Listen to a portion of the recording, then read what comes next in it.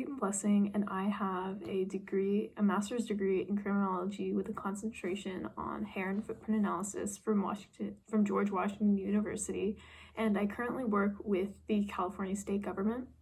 So at the crime scene, we found strands of hair that match Anton Geisler's at the east window and on the money chest that is on the other side of the east window.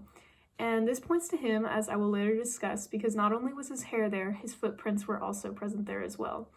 The hair suggests that Anton was inside the east room, which would be out of the ordinary since he is just a farmhand.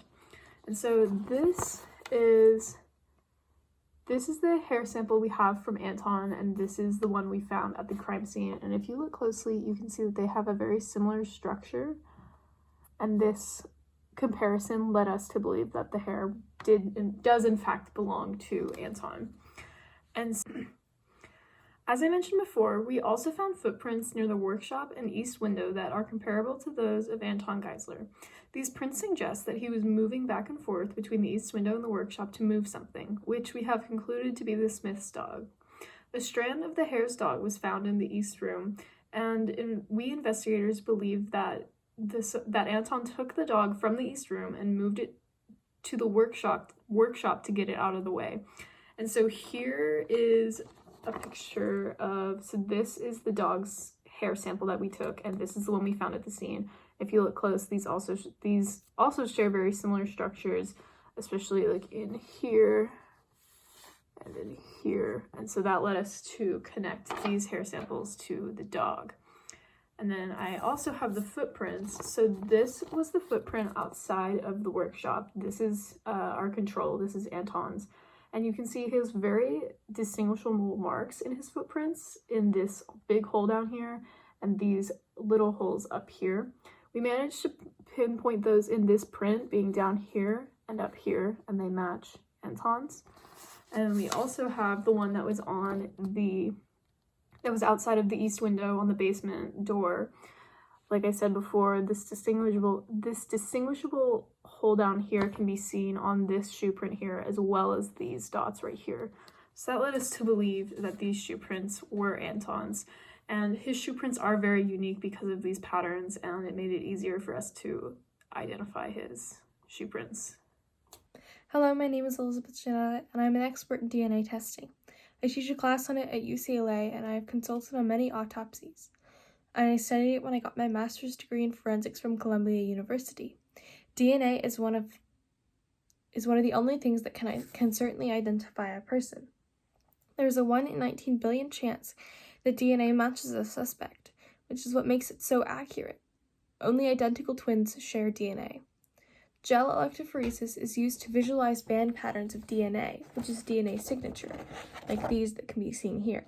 The DNA in the blood drops by the east room floor and window, which are here, matches the signature of Anton's DNA, which is here. You can see the band patterns are identical, proving that Anton Geisler's blood was at the scene and that he likely broke in through the window. Autopsies are able to piece together the severity of wounds, the cause of death, and what weapons were used. It is a necessary element of forensic analysis as it indicates the cause of death and can piece together the crime. For autopsies, the nature and depth of wound in the Smith reveal that a blunt object such as a hammer inflicted them. Like on Mr. Smith, you can see that the amount of wounds on his head and the depth of these wounds, like the one here, which was 1.5 inches deep, are what killed him, causing brain damage. And same here with the wounds on Mrs. Smith's head. The amount of wounds in her head and also their depth and the amount of blood that came out of them revealed in the autopsy that they were also her cause of death. This links them to the hammer that was found on the scene, also linking Anton to the crime.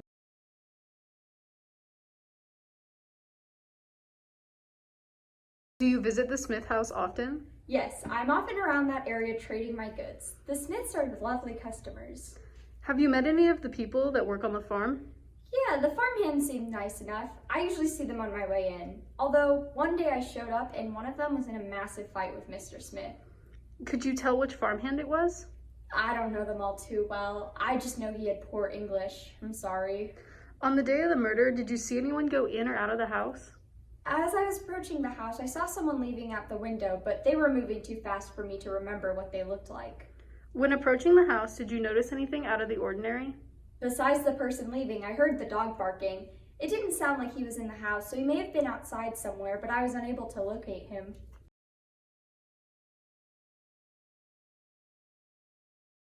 How would you describe your experience working for the Smiths? I enjoy the work I do and they treat me well. I have never had a problem with my pay. The Smiths are a rich family, but they give me my share. I frequently have tea with them. Is there anyone who works for the Smiths that would feel differently? Well, Anton doesn't get paid as much as I do, and Mr. Smith insults him a lot for not being able to speak English. What were you doing the day the Smiths were murdered? I had tea with them that evening. Then I went back to my cabin on the property where I was at the time of their death. How long have you been working for the Smiths? I've been working for them for about 2 years. They have been my only employer since I immigrated here from Germany. What work do you do here? I'm a farmhand, so I spend most of my time working with my hands on the property, hence why there are cuts on my hand. You have the right to remain silent. Anything you say can and will be used against you in the court of law. You have the right to an attorney. If you cannot afford an attorney, one will be appointed to you. How would you describe your treatment from Mr. Smith? He's not too kind to me. He mocks my little knowledge of English. What was your argument with Mr. Smith about? I was upset about my lower pay and his mistreatment of me. Do you often stay for tea with the Smiths? Sometimes, only when Henry is there to help translate for me. It's kind that Mrs. Smith invites me. Do you ever talk to Mary about the whereabouts of the Smiths' money? Not regularly. I know she knows where it is. Your footprints are found in front of the East Room window. Why were you there? I was checking something in the basement. Sometimes the doors need to be stood on to make them close all the way. You have the right to remain silent. Anything you say can and will be used against you in the court of law. You have the right to an attorney. If you cannot afford an attorney, one will be provided for you. What were you doing the night of the murder? I went to tea with the Smiths that night. It was the end of the month, so I stayed behind to get paid, and then I left the farm. Do you feel undervalued or like you don't get paid enough by Mr. Smith? Yes, I do the same work as Henry, and they barely pay me anything, especially when they have all that money. So you would say that you are strong from your farm work and that you know how to wield certain tools well? Yes, How'd you get that cut in your leg? farm work. We found your fingerprints on the weapon with the victim's blood on it. Can you explain that? I use the hammer when I'm working. How'd you know it was a hammer? I guessed. If you live on the second floor of the farmhouse, why did you leave for the night? Guess I wanted to get some air.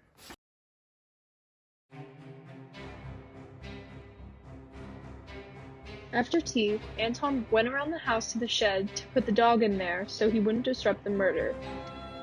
As he was putting the dog in the shed, the dog bit his knee and caused him to bleed, ripping his pants. After putting the dog in the shed, he took out 2 tools, a hammer and an axe, and then he proceeded to walk around the house and crept up to the front door.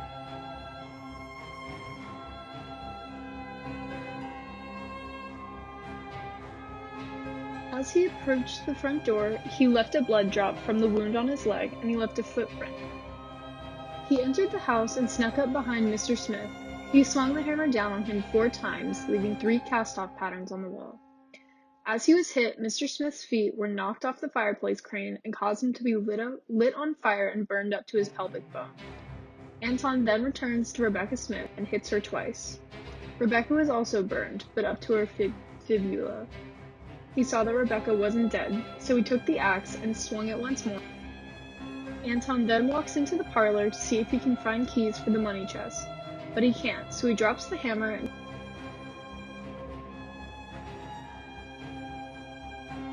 takes the axe into the east room to pry open the money chest, leaving a drop of blood on it. Before he can open it, he hears Francis Curran and his cart coming.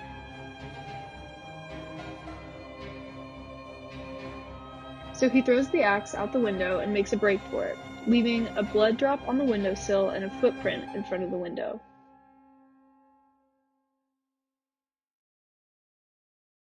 After their tea, Anton came over and he put the dog in the shed. We could tell this because we found the dog in the shed, and Anton's footprint is outside of the shed.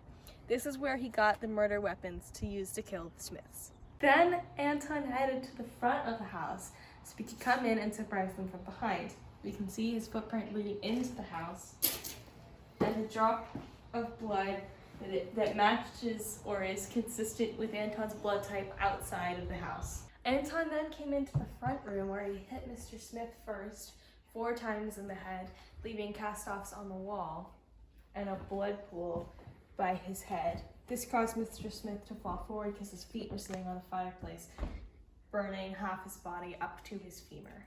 Then we moved on to Mrs. Smith, who we can see by her appearance that she struggled. He hit her 3 times in one spot, leaving a separate blood pool, and then he hit her again 2 spots in the head, in her final resting place, leaving 4 wounds in her head. Anton then made his way to the parlor, dropping a blood drop from his hammer that is comparable to Mr. Smith's. He then disposed of the hammer in the parlor, leaving a pool of blood that is comparable to Rebecca or Mrs. Smith's blood type. Fingerprints were also found on the hammer, or fingerprints that were comparable to his were found on the hammer.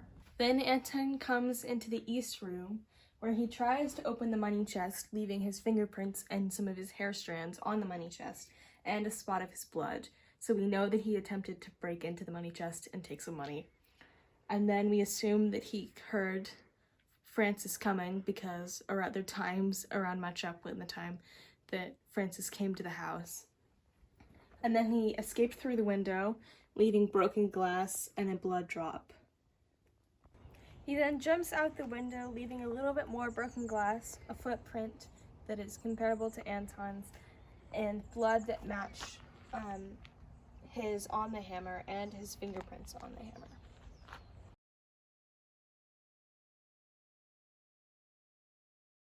Breaking news. Alexander and Rebecca Smith, a wealthy farming family, were just found dead in their home with severe head injuries and burns. Authorities are now working to round up suspects. We have just received news that authorities have reported that they have a suspect in custody that could be responsible for the murders of Alexander and Rebecca Smith, Anton Geisler. Breaking news. Anton Geisler has been found guilty of murdering Alexander and Rebecca Smith. As of now, he will be serving 2 life sentences in prison.